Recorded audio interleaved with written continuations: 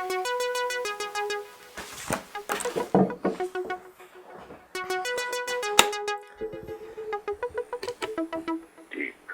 within the hills of northern West Virginia is a man.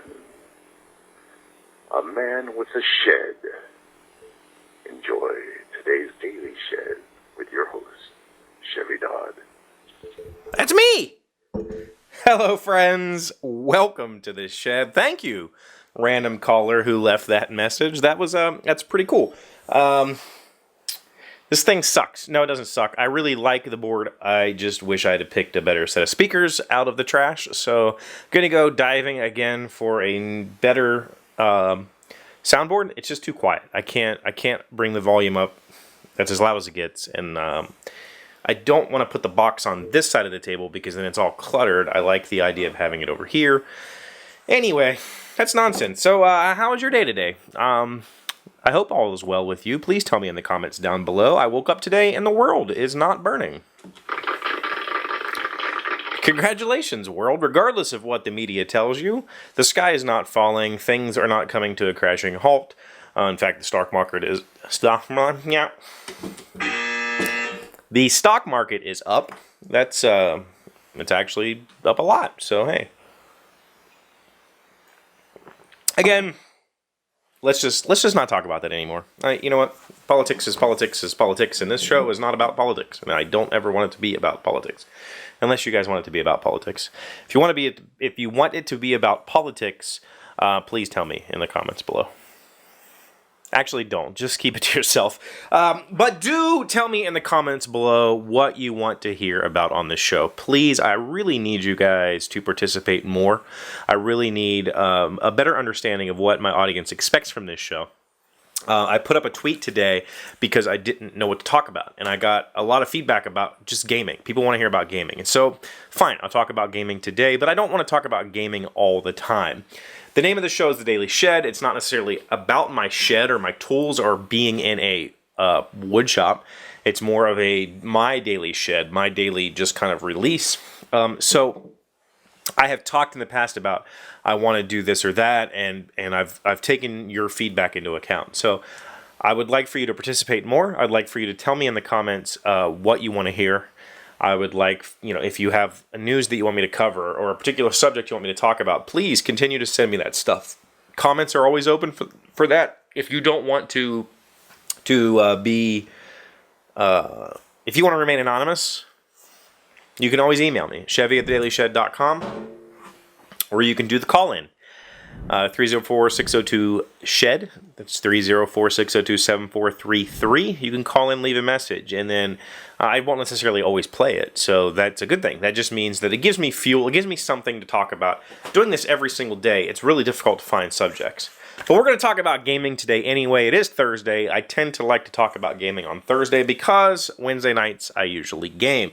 And I wrote down some things here from the Twitters and the Facebooks that people wanted me to talk about.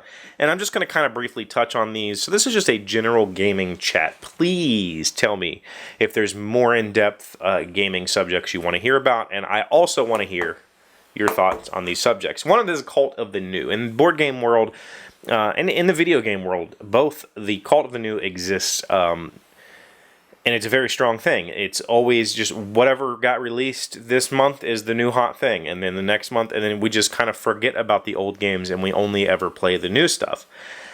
That is not me as a person. I've never been one to pre-order and wait in line for things. I'm perfectly happy waiting months or even sometimes years to get a product, and sometimes that hurts.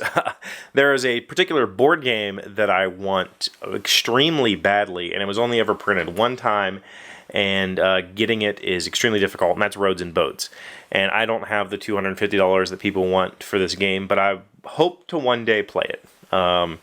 So there are times when not being the Cult of the New can hurt in that sort of instance, but for the most part, I'd rather wait and see, get over the media hype. There's always going to be hype, whether it's board games or video games we're talking about. Publishers are pushing their products to people who are willing to say positive things, so there's always going to be this buzz. And then and even just the average person gets excited about something when they first play it. Oh, this is awesome. This is the greatest thing ever. I'm going to post that on Twitter, even though I've only spent 2 minutes playing it. And then in a week, they're like, yeah, it wasn't so great. I have a friend like that who every time he plays a new game, whether it's a mobile game, we chat about mobile games constantly, or whether we've played new board games, every single new game is the greatest game he's ever played. And then like a week later, he's like, yeah, it's okay. So, and I kind of give him crap about it. Everything is always the greatest thing.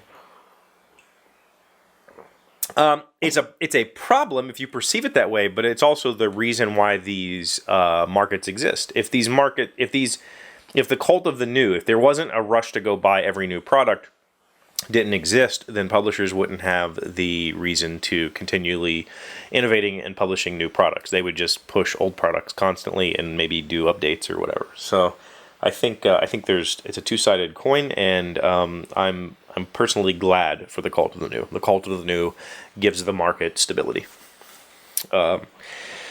That being said, one of the reasons, and that's one of the questions that was asked, that I don't pretend, that I prefer to kind of see where games fall is the correlation between difficulty and enjoyment. There was a point in time when I preferred just to hang out with my friends and play games, and so we would play whatever, just light filler type stuff, and have a lot of fun. But I also really like deep engaging games, and this goes both for mobile, console, tabletop, just gaming in general. I enjoy thinking. I enjoy games that make me think, whether it's thinking about how to solve the game or whether it's thinking about the immersion experience of the game. I like games that make me pause and think.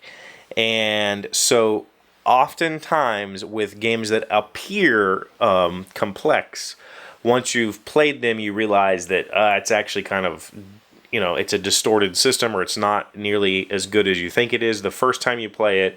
And so I kind of wait to see how people's opinions sway on those types of products. So personally, I enjoy harder games as more of a test of my intellect. I am terrible at them because everybody that I play games with is way better than I am at playing games and at using their brains. I did a lot of damage to my brain as a child. So, yeah. The people I play games with are much smarter than me. So I'm not very good at difficult games, but I absolutely love playing them. Absolutely. And the last thing was hosting a game night. For about 8 years or so, I hosted game night here in my house. It started, well, not this house, the old house, both houses. It started as a poker night, and eventually I had to dissolve that because it got out of control and turned into board game night with just a couple of close friends, and that stayed running for a lot of years. And being the host of that meant that I was the one who was researching new games, who was finding new stuff for us to play that appealed to our tastes and interests, and I would be the one making sure everybody was showing up, sending out, yeah. And then it transitioned to a friend's house, and he brought a lot to the table as far as hosting, but I was still bringing a majority of the games, or I actually took the games that we played the most from my collection and just kind of left them at his place. So hosting a game night, it can be as simple or as grand as you want it to be. It doesn't have to involve food. You don't have to put on like an elaborate display. It can be just simply, anybody want to come over and play Pinochle or, Hearts or whatever, and just hang out with people. Or if you have friends that aren't, if you say, hey, come play a board game with me, and your friends kind of scowl at you, just invite them over for dinner and then spring a board game on them, and you might be surprised. So I think that the best way currently to orchestrate that sort of thing would be, with your close friends first, try it on them, see what they think, and then expand maybe a Facebook group or something like that where you can coordinate a weekly meetup. The group that I attend now is at the public library, and it's hosted by them, so I'm completely hands off. I just show up with games and we play stuff, and yeah, we have a lot of fun. So it doesn't need to be an elaborate evening. Just pull out some games, sit down with your friends, play. It can last an hour, it can last 10 hours.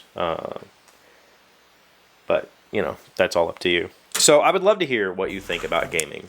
All types of gaming. I'm a gamer. I play everything. And I would love to know if you want to hear more about gaming. If you do, please give the video a thumbs up. I have considered doing more gaming content, specifically PC and mobile gaming content, because that's more, I can do more visually here on the show than I can with board game type stuff. But I want to hear what you have to say. Please continue to come back every day. And also, in case you weren't aware, today is the Marine Corps birthday, and that's a big deal to Marines. So if you know anybody who served in the Marine Corps, wish them a happy birthday today. Every Marine has 2 birthdays, and it's a big deal every year to put on. They put on the Marine Corps ball, and it's a great day. Tomorrow's Veterans Day. I'll be here talking to you, and please leave me some content for tomorrow. Again, email CheveeDailyShed.com. Call in 304-602-7433. Leave me some messages, send me some pictures or videos, record some random facts for tomorrow's show, send some questions, whatever you want to do. Thank you guys, as always, for being here. I will see you tomorrow. Hey, Doc, wait! I want to ask you something. Today's random fact comes from the energycollective.com. How much does it cost to leave a light on for 24 hours? That's an extremely subjective question.